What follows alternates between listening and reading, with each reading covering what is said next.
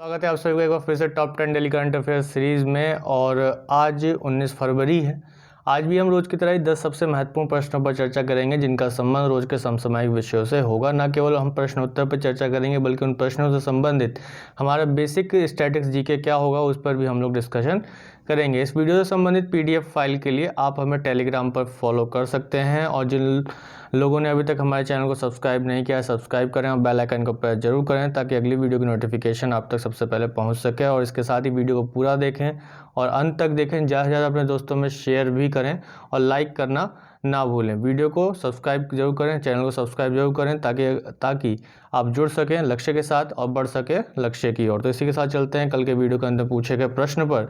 तो कल के वीडियो के अंदर पूछा गया प्रश्न था कि भारतीय तटरक्षक बल के वर्तमान महानिदेशक हैं कौन? के नटराजन, सतीश रेड्डी, नरेंद्र कुमार सिंह या इनमें से कोई नहीं। तो इसका आंसर होगा के नटराजन। के नटराजन वर्तमान में इंडियन कोस्ट गार्ड के महानिदेशक हैं, डायरेक्टर हैं। तो इसी के साथ चलते हैं आज के वीडियो के पहले प्रश्न पर। तो आज के वीडियो का हमारा पहला प्रश्न है कि हाल ही में प्रधानमंत्री मोदी ने किस राज्य में महाबाहु ब्रह्मपुत्र परियोजना का शुभारंभ किया है? महाबाहु ब्रह्मपुत्र परियोजना का शुभारंभ किया है। किस परियोजना का? महाबाहु ब्रह्मपुत्र परियोजना।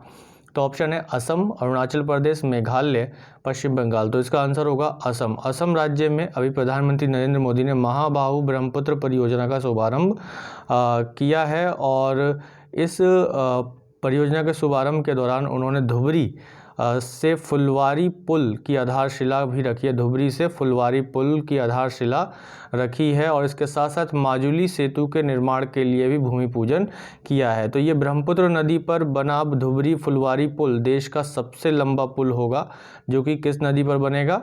ब्रह्मपुत्र नदी पर बनेगा और जो किसको किसको जोड़ रहा है? धुबरी और फुलवारी को जोड़ रहा है। फुलवारी जो कि मेघालय में है और धुबरी जो कि असम में स्थित है, असम और बांग्लादेश बॉर्डर पर स्थित है। तो इसके साथ ही इस पुल के द्वारा ये असम में मेघालय और धुबरी के बीच में जो ये पुल बन रहा है धुबरी में फुलवारी पुल, इसके द्वारा 205 किलोमीटर की दूरी घटकर 19 किलोमीटर की रह जाएगी मात्र। अगर हम इस मानचित्र में समझने का प्रयास करें तो ये ब्रह्मपुत्र नदी आ रही है जो कि असम में प्रवाहित हो रही है। अरुणाचल प्रदेश के बाद भारत में असम में प्रवाहित हो रही है और इसके साथ ही यहाँ पर इस क्षेत्र में धुबरी और धुबरी फुलवारी पुल है जो कि फुलवारी कहाँ है? मेघालय राज्य में है और धुबरी असम राज्य में है। तो यह पुल जो कि किस पर बन रहा है? ब्रह्मपुत्र पर बन रहा है और यह दुनिया का ब्रह्मपुत्र नदी जो बन रहा है ये देश का सबसे लंबा नदी पुल होगा। तो देश का सबसे लंबा नदी पुल कौन सा होगा? धुबरी फुलवारी पुल जो है वो देश का सबसे लंबा पुल होगा जो कि किस नदी पर है?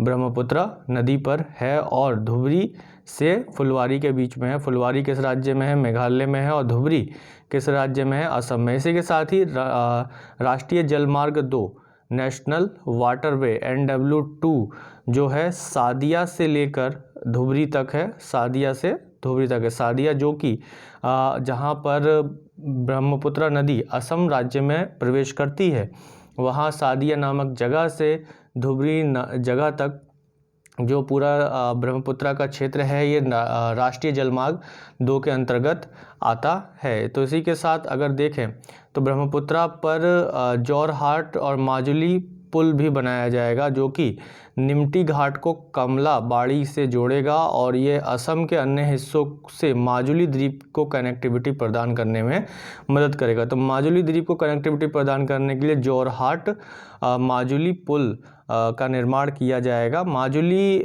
दुनिया का एकमात्र नदी द्वीप है जो कि ब्रह्मपुत्र नदी पर स्थित है और किस राज्य में?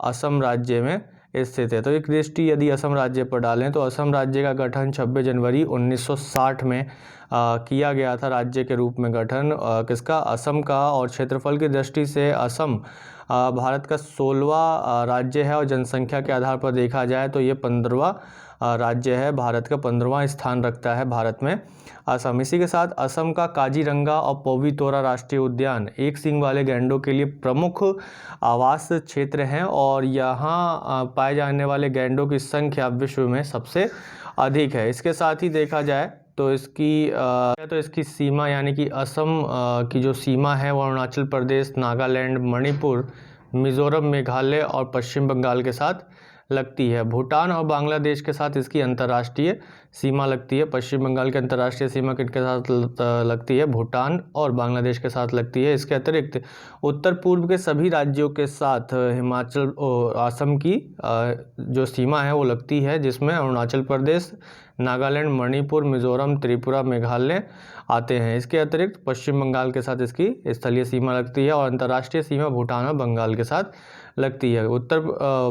असम के प्रथम मुख्यमंत्री कौन थे? गोपीनाथ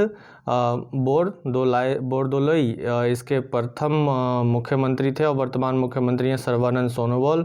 और इसके प्रथम राज्यपाल थे अकबर हैदरी और वर्तमान राज्यपाल हैं जगदीश मुखी। तो इसी के साथ चलते हैं वीडियो के अपने अगले प्रश्न पर। तो अगला प्रश्न है कि संयुक्त राष्ट्र पूंजी विकास कोष के कार्यकारी सचिव के रूप में किसे नियुक्त किया गया है? तो ऑप्शन है सुनीता सिंह, संजय कुमार राव, प्रीति सिन्हा, कमल आर रेड्डी। तो इसका आंसर होगा प्रीति सिन्हा। तो भारतीय मूल की निवेशक और डेवलपमेंट बैंकर प्रीति सिन्हा को संयुक्त राष्ट्र पूंजी विकास कोष के कार्यकारी सचिव के रूप में नियुक्त किया गया है और इन्होंने जूडिथ कौल का स्थान लिया है, जो कि ये अपना कार्यभार जो संभालेंगी वो 22 फरवरी 2021 से अपना कार्यकाल शुरू करेंगी। तो कार्यकारी सचिव इस संस्था का क्या होता है? सर्वोच्च पद होता है। संयुक्त राष्ट्र पूंजी विकास कोष का सर्वोच्च पद जो होता है वो कार्यकारी सचिव का होता है, जिस पर अभी किसको नियुक्त किया गया है? प्रीति सिन्हा को नियुक्त किया गया है। संयुक्त राष्ट्र पूंजी विकास कोष की स्थापना 1966 में की गई थी और इसका उद्देश्य जो अल्प विकसित देश हैं उनमें पूंजी निवेश करना है। कैपिटल इन्वेस्टमेंट करने वाली ये एजेंसी है। किन देशों में? जो अल्प विकसित देश है, लीस्ट डेवलप्ड कंट्रीज़ हैं, उन देशों में इसका उद्देश्य क्या है? पूंजी का निवेश करना है और बड़े पैमाने पर रोजगार का सृजन करना है। इसका मुख्यालय कहाँ है? इसका मुख्यालय न्यूयॉर्क में है। किसका? संयुक्त राष्ट्र पूंजी विकास कोष का। United nation capital development fund का जो मुख्यालय है वो न्यूयॉर्क में स्थित है। तो इसी के साथ अगला प्रश्न देखते हैं। तो अगला प्रश्न है कि हाल ही में क्वाड की तीसरी यानी कि क्वाड्रिलेटरल सिक्योरिटी डायलॉग की तीसरी मंत्री स्तरीय बैठक का आयोजन किया गया। क्वाड में शामिल देश नहीं है। कौन सा? जापान, संयुक्त राष्ट्र अमेरिका, भारत, फ्रांस। तो इसका आंसर होगा फ्रांस। क्वाड मंच में जो है क्वाड मंच में फ्रांस देश शामिल नहीं है, बल्कि जापान, संयुक्त राज्य अमेरिका और भारत और इसके साथ ऑस्ट्रेलिया, ये चार देशों का ये मंच है, क्वाड मंच। तो तीसरा क्वाड का मंत्री स्तरीय बैठक का आयोजन 18 फरवरी को किया गया, जिसमें भारत, ऑस्ट्रेलिया, जापान और संयुक्त राज्य अमेरिका के विदेश मंत्रियों ने भाग लिया। इसके साथ ही देखा कि जाए तो पहला क्वाड मंत्री स्तरीय बैठक 2019 में न्यूयॉर्क में आयोजित किया गया था। फिर इसके बाद दूसरा जो इसका संस्करण है, दूसरा बैठक का जो आयोजन है 2020 में टोक्यो, जापान में किया गया। तो अभी जो इसका आयोजन किया गया उसमें इन सभी चारों देशों ने इसमें हिस्सा लिया है। तो इसी में देखा जाए तो क्वाड की स्थापना जो की गई थी वो 2007 में की गई थी। क्वाड की स्थापना का जो निर्णय है या क्वाड की स्थापना का जो विचार है, सबसे पहले पूर्व जापान के प्रधानमंत्री शिंजो आबे के विचार हैं ये कि क्वाड एक ऐसा ग्रुप बनाया जाए जो कि हिंद प्रशांत महासागर क्षेत्र में जो लोकतांत्रिक देश हैं वो एक जगह संयुक्त रूप से आए और चीन की जो महत्वाकांक्षी योजनाएं हैं उनके विरोध में वो खड़े हों, ताकि चीन इस क्षेत्र में अपने आप को अधिक प्रभावशाली ना बना सके। तो इसमें भारत, ऑस्ट्रेलिया, जापान और संयुक्त राज्य अमेरिका का ये मंच है। इस मंच के सदस्य 4 देश हैं, यूएसए, जापान, ऑस्ट्रेलिया और भारत। इसके अलावा इसका उद्देश्य एशियाई आर्क ऑफ डेमोक्रेसी को स्थापित करना है, जिसमें मध्य एशिया, मंगोलिया, कोरियाई प्रायद्वीप और दक्षिण पूर्व एशिया और दक्षिण एशिया के देश शामिल हैं। अगर इस मैप में थोड़ा समझने का प्रयास करें तो क्वाड्रिलेटरल कैसे है कि यूएसए से जापान, जापान से इंडिया, इंडिया से ऑस्ट्रेलिया, ऑस्ट्रेलिया से यूएसए। तो ये क्वाड्रिलेटरल एक चतुर्भुज की स्थापना करता है, जो कि क्वाड्रिलेटरल सिक्योरिटी डायलॉग है और इस पूरे क्षेत्र को सुरक्षित करने और हिंद प्रशांत महासागर में शांति व्यवस्था स्थापित करने करने और चीन के बढ़ते प्रभाव को कम करने के उद्देश्य से ये एक मंच को स्थापित किया गया, जिसकी परिकल्पना शिंजो आबे, जो कि जापान के पूर्व प्रधानमंत्री थे, उन्होंने प्रस्तुत की थी और इसकी स्थापना 2007 में की थी। तो इसी के साथ चलते हैं वीडियो के अपने अगले प्रश्न पर। तो अगला प्रश्न है, सुर्खियों में रही माँ योजना का संबंध किस राज्य से है? तो ऑप्शन है बिहार, पश्चिम बंगाल, असम, गुजरात। तो इसका आंसर होगा पश्चिम बंगाल। तो पश्चिम बंगाल सरकार ने अभी पश्चिम बंगाल की मुख्यमंत्री ममता बनर्जी ने गरीब लोगों को 5 रुपये में भोजन उपलब्ध कराने के लिए माँ योजना को शुरू किया है और सरकार इस योजना पर प्रति प्लेट 15 रुपये की सब्सिडी प्रदान करेगी। इसमें जो भोजन है कि 5 रुपये में भोजन उपलब्ध हो जाएगा गरीब लोगों को, जिसमें दाल, चावल और सब्जी उपलब्ध होगी। तो इसी के साथ देखा जाए तो पश्चिम बंगाल जो है वो भारत के पूर्व में स्थित एक राज्य है और हिमालय और बंगाल की खाड़ी के मध्य ये स्थित है, यानी कि इसके उत्तर में तो हिमालय है और दक्षिण में बंगाल की खाड़ी स्थित है। तो उत्तर में ये हिमालय को छूता है और दक्षिण में बंगाल की खाड़ी के तट तक इसकी पहुंच है, जिसकी स्थापना या कहा जाए तो पश्चिम बंगाल राज्य के रूप में इसका गठन जो किया गया 26 जनवरी 1950 में किया गया। वहीं क्षेत्रफल की दृष्टि से ये भारत का 14वां राज्य है और जनसंख्या के आधार पर देखा जाए तो इसका स्थान चौथा आता है। भारत में जनसंख्या के आधार पर पश्चिम बंगाल का स्थान चौथा आता है और इसकी सीमा भारत में सिक्किम, असम, ओडिशा, झारखंड और बिहार के साथ लगती है तथा ये 3 देशों के साथ अंतर्राष्ट्रीय सीमा साझा करता है, जिसमें नेपाल, भूटान और बांग्लादेश शामिल है। इसके प्रथम जो मुख्यमंत्री थे पश्चिम बंगाल के स्वतंत्रता बाद वो थे प्रफुल्ल चंद्र घोष और प्रथम राज्यपाल जो कि स्वतंत्रता के बाद प्रथम राज्यपाल जो रहे वो कैलाशनाथ काटजू रहे। वर्तमान मुख्यमंत्री हैं ममता बनर्जी और वर्तमान राज्यपाल हैं अभी कौन? जगदीप धनखड़। इसी प्रकार मैप में देखा जाए, मानचित्र में देखा जाए तो ये हमको स्पष्ट रूप से नज़र आ रहा है कि ये पश्चिम बंगाल है और यहाँ पर नेपाल के साथ, भूटान के साथ और बांग्लादेश के साथ इसकी स्पष्ट सीमाएँ लग रही हैं। इसके अतिरिक्त भारतीय राज्य हैं बिहार, झारखंड, ओडिशा, सिक्किम और असम के साथ इसकी सीमाएँ लगती हैं। इसी के साथ चलते हैं वीडियो के अगले प्रश्न पर। तो अगला प्रश्न है कि शार्क के वर्चुअल बैठक की मेजबानी किस देश द्वारा की जाएगी? तो ऑप्शन है नेपाल, भूटान, भारत, बांग्लादेश। तो इसका आंसर होगा भारत। तो अभी भारत दक्षिण एशियाई क्षेत्रीय सहयोग संगठन यानी कि शार्क भारत जो है दक्षिण एशियाई क्षेत्रीय सहयोग संगठन south Asian regional corporation organisation के सदस्य देशों के साथ अभी वर्चुअल बैठक की जाएगी, जिसका जो प्रमुख विषय होगा वो कोविड-19 के संकट पर चर्चा करना होगा। तो स्वास्थ्य सचिव के स्तर पर ये बैठक की मेज़बानी कौन करेगा? भारत करेगा। तो दक्षिण एशियाई क्षेत्र सहयोग संगठन दक्षिण एशियाई क्षेत्रीय सहयोग संगठन समूह में अभी जो वर्तमान में सदस्य देश हैं उसमें पाकिस्तान, बांग्लादेश, अफगानिस्तान, मालदीव, भूटान, श्रीलंका और नेपाल ये देश शामिल हैं, जो मुख्य रूप से दक्षिण एशिया के देश हैं। और इसकी स्थापना जो की गई थी वो 8 दिसंबर 1985 में की गई थी, जो कि कहाँ? ढाका में की गई थी। 8 दिसंबर 1985 में ढाका बांग्लादेश में की गई थी और इसका मुख्यालय, शार्क का मुख्यालय जो है वो काठमांडू नेपाल में है। तो शार्क का मुख्यालय कहाँ है? काठमांडू नेपाल में है। और स्थापना कहाँ की गई थी इसकी? ढाका बांग्लादेश में की गई थी। ढाका बांग्लादेश की राजधानी में इसकी स्थापना की गई थी। इसी के साथ चलते हैं वीडियो के अगले प्रश्न पर। तो अगला प्रश्न है कि सरकार ने ब्लू इकोनॉमी पॉलिसी पर सुझाव आमंत्रित किए हैं। ब्लू इकोनॉमी का संबंध किस क्षेत्र से है? यानी कि सरकार ने अभी ब्लू इकोनॉमी पॉलिसी को लागू करने से पहले जो देश के बुद्धिजीवी लोग हैं, शिक्षाविद हैं या आम नागरिक हैं, उनसे कुछ सुझाव मांगे हैं कि ब्लू इकोनॉमी पॉलिसी को लेकर क्या उनके सुझाव हैं, उसमें क्या और नई चीज़ें लाई जा सकती हैं और उसके प्रभाव किस तरीके से हो सकते हैं। तो उन सभी सुझावों को मांगे हैं। 27 फरवरी तक इसकी डेट रखी है कि 27 फरवरी तक सभी लोग अपने अपने सुझाव दे सकते हैं। तो ब्लू इकोनॉमी का संबंध किस क्षेत्र से? समुद्री पारिस्थितिकी तंत्र से, जलवायु परिवर्तन से, स्वास्थ्य क्षेत्र से या इनमें से किसी से नहीं। तो इसका आंसर होगा समुद्री पारिस्थितिकी तंत्र से ब्लू इकोनॉमी पॉलिसी का संबंध है। तो पृथ्वी विज्ञान मंत्रालय ने नीली अर्थव्यवस्था यानी ब्लू इकोनॉमी नीति पॉलिसी के मसौदे पर सुझाव आमंत्रित किए हैं, लोगों से इसके बारे में उनके विचार मांगे हैं।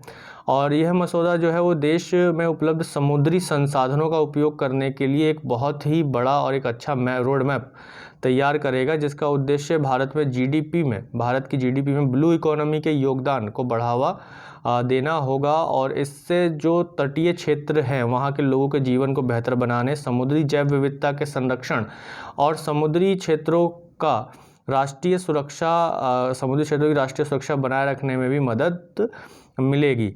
तो इसी के साथ जो ब्लू इकोनॉमी है वो उसकी जो परिभाषा विश्व बैंक के अनुसार है वो कुछ इस तरह से है कि यह समुद्र के पारिस्थितिकी तंत्र के स्वास्थ्य को संरक्षित करते हुए आर्थिक विकास, बेहतर आजीविका और नौकरियों के लिए महासागर संसाधनों का स्थानीय उपयोग करना है। तो यहाँ पर जो पारिस्थितिकी तंत्र है, जो हमारा समुद्री क्षेत्र है, महासागरीय क्षेत्र है, वह एक महत्वपूर्ण पारिस्थितिकी क्षेत्र होते हैं अपने आप में, जिसमें भिन्न भिन्न प्रकार के जीव अपना निवास करते हैं। कोरल रीफ्स हैं जो कि पर्यावरणीय स्तर पर महत्वपूर्ण है। कोरल रीफ्स को जैसे कि समुद्र का वर्षा वन कहा जाता है, क्योंकि कोरल रीफ्स में बड़े पैमाने पर पारिस्थितिकी तंत्र का जन्म होता है, या कहा जाए तो बड़े पैमाने पर विभिन्न प्रकार के जीव निवास करते हैं। तो इस प्रकार के पारिस्थितिकी तंत्र को किसी तरीके का नुकसान ना हो और उसके साथ साथ हम समुद्री संसाधनों का, महासागरीय संसाधनों का अच्छे से उपयोग कर सके, उस उद्देश्य से ब्लू इकोनॉमी को इंट्रोड्यूस किया गया, ब्लू इकोनॉमी को लाया गया। ब्लू इकोनॉमी पॉलिसी को बढ़ावा दिया जा रहा है, जिसमें किसी देश की जीडीपी को भी बढ़ावा मिलेगा। जो ग्रॉस डोमेस्टिक प्रोडक्ट है, यानी कि जीडीपी क्या होता है, सकल घरेलू उत्पाद, यानी कि किसी भी देश की सीमा के भीतर एक वित्तीय वर्ष में कुल उत्पादित वस्तुओं एवं सेवाओं का अंतिम मूल्य जीडीपी कहलाता है। तो जीडीपी में भी ब्लू इकोनॉमी का एक महत्वपूर्ण योगदान हो, इसको लाने के लिए, इसको बढ़ावा देने के लिए इस प्रकार के ब्लू इकोनॉमी के लिए सुझाव मांगे गए हैं। तो इसी के साथ चलते हैं वीडियो के अपने अगले प्रश्न पर। तो अगला प्रश्न है कि पेट्रोनेट एलएनजी लिमिटेड का कौन सा टर्मिनल भारत का पहला एलएनजी वितरण स्टेशन बन गया है। यानी लिक्विड नेचुरल गैस के वितरण स्टेशन कौन सा बन गया है पेट्रोनेट एलएनजी लिमिटेड का। तो देहज गुजरात, कोच्चि केरल टर्मिनल, कोलकाता पश्चिम बंगाल टर्मिनल, या इनमें से कोई नहीं। तो इसका आंसर होगा कोच्चि केरल टर्मिनल। तो अभी हाल ही में पेट्रोनेट एलएनजी लिमिटेड का कोच्चि टर्मिनल भारत का पहला एलएनजी लिक्विड नेचुरल गैस वितरण स्टेशन बन गया है और इसे पेट्रोलियम विस्फोटक और सुरक्षा संगठन ने भी मंजूरी दे दी है। एलएनजी वितरण स्टेशन मोटर वाहनों को क्या करेगा, ईंधन प्रदान करेगा और ये ईंधन जो है वो कम प्रदूषण को कम करने में मदद करेगा और मोटर वाहन क्षेत्र में ईंधन के रूप में एलएनजी का उपयोग होगा। नहीं तो एलएनजी का उपयोग मुख्य रूप से जो है घरेलू कार्यों में किया जाता है, मुख्य रूप से भोजन बनाने में अधिक इस्तेमाल किया जाता है। तो अब इसका उपयोग जो है मोटर वाहनों में भी किया जाएगा, इससे प्रदूषण में कमी लाने में मदद मिलेगी। इसके साथ देखा जाए तो एलएनजी जो है एक तरलीकृत लिक्विडिफाइड नेचुरल गैस है जिसे द्रवीकरण के माध्यम से तरल रूप में परिवर्तित किया जाता है। एलएनजी में प्रमुख जो घटक होता है वो मीथेन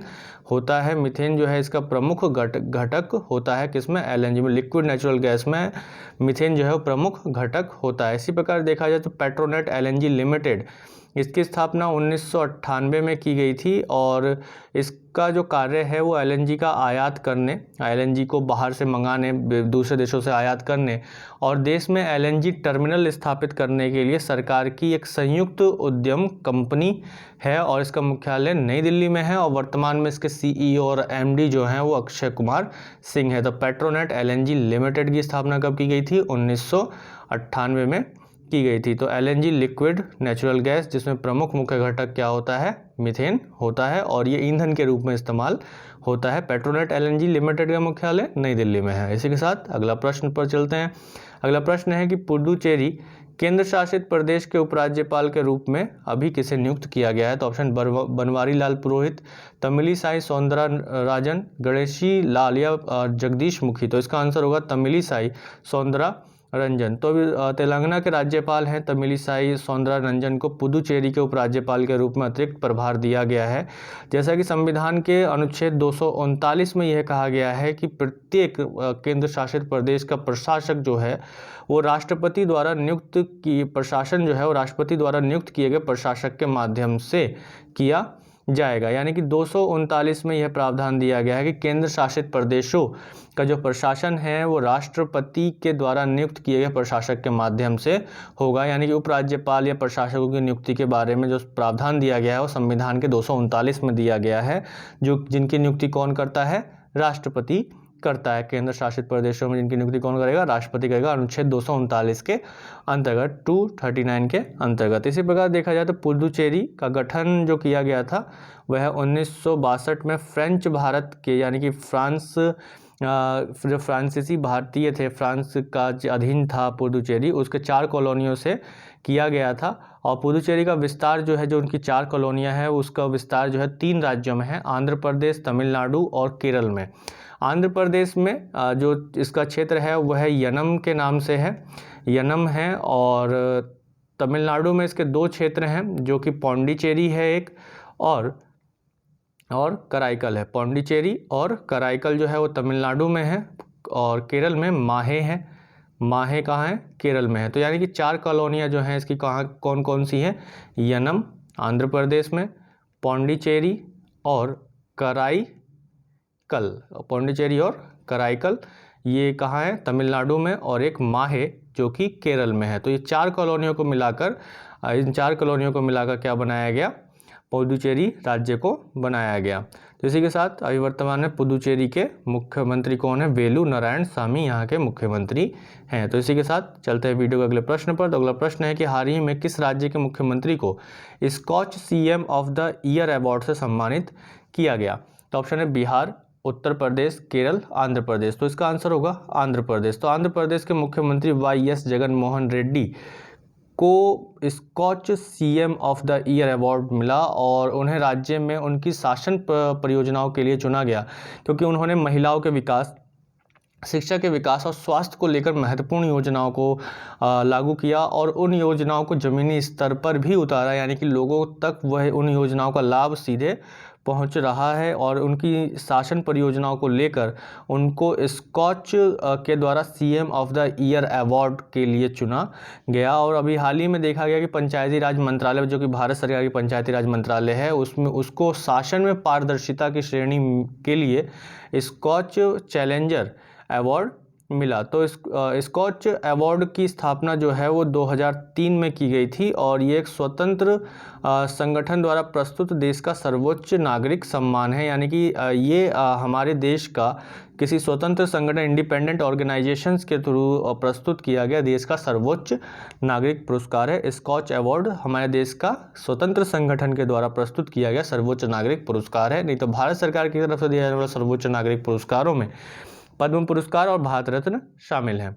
इसी के साथ चलते हैं वीडियो के आज के अपने अंतिम प्रश्न पर। तो अंतिम प्रश्न है कि संयुक्त राष्ट्र सुरक्षा परिषद के विषय को लेकर भारत और किस देश के मध्य द्विपक्षीय बैठक का आयोजन किया गया? संयुक्त राष्ट्र सुरक्षा परिषद यानी कि यूनाइटेड नेशन सिक्योरिटी काउंसिल को लेकर भारत और किस देश के मध्य द्विपक्षीय बैठक का आयोजन किया गया? तो ऑप्शन है जापान, रूस, संयुक्त राज्य अमेरिका और यूनाइटेड किंगडम। तो इसका आंसर होगा रूस। भारत और रूस के मध्य अभी यूनाइटेड नेशन सिक्योरिटी काउंसिल के विषय को लेकर बात की गई, और अभी हाल ही में अगर देखें तो Bharat United nation security council का एक गैर स्थायी मेंबर के रूप में अपना उसने कार्यकाल शुरू किया है, और भारत 8वीं बार यूनाइटेड नेशन सिक्योरिटी काउंसिल का नॉन परमानेंट सदस्य बना है, गैर स्थायी सदस्य बना है। वहीं एक दृष्टि यदि संयुक्त राष्ट्र सुरक्षा परिषद पर डालें तो संयुक्त राष्ट्र सुरक्षा परिषद संयुक्त राष्ट्र का सबसे महत्वपूर्ण इकाई है, और 6 इकाइयों में से एक महत्वपूर्ण इकाई है, जिसका प्राथमिक कार्य अंतर्राष्ट्रीय स्तर पर शांति और सुरक्षा को बनाए रखना इसका प्रमुख और प्राथमिक कार्य है। संयुक्त राष्ट्र सुरक्षा परिषद ने अपना पहला जो सत्र है वो 17 जनवरी 1946 को वेस्टमिंस्टर लंदन में आयोजित किया था, यानी कि पहली जो इसकी मीटिंग हुई थी वो लंदन में की गई थी। तो इसी के साथ देखा जाए तो संयुक्त राष्ट्र सुरक्षा परिषद का जो स्ट्रक्चर है, इसमें जो सदस्य हैं टोटल वो 15 सदस्य होते हैं, जिसमें से 5 सदस्य स्थायी होते हैं और 10 सदस्य अस्थायी होते हैं। स्थायी सदस्यों में 5 जो स्थायी सदस्य हैं उसमें अमेरिका, ब्रिटेन, फ्रांस, रूस और चीन शामिल हैं। और स्थायी सदस्यों के पास कुछ वीटो शक्तियां होती हैं और इन वीटो शक्तियों के इस्तेमाल करने पर किसी भी प्रस्ताव को पास नहीं हो पाता है, कोई प्रस्ताव नहीं हो पाता है। और किसी भी प्रस्ताव के पास होने के लिए इन 5 स्थायी सदस्यों का उस पर सहमत होना आवश्यक होता है। इसके अलावा 5 स्थायी सदस्यों के अलावा 10 अन्य